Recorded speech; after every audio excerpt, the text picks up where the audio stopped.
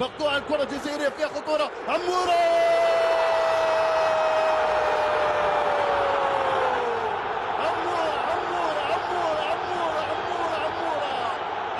والهدف الأول للمنتخب الوطني.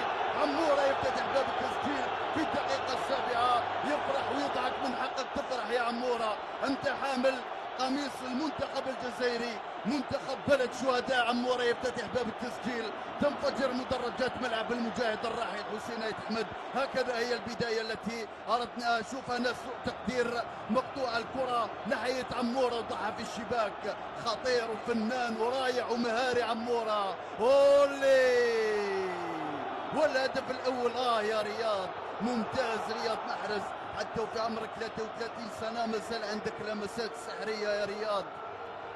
فنان ومهاري وساحر كروي لشاب مبدع عمورة. قصة كيف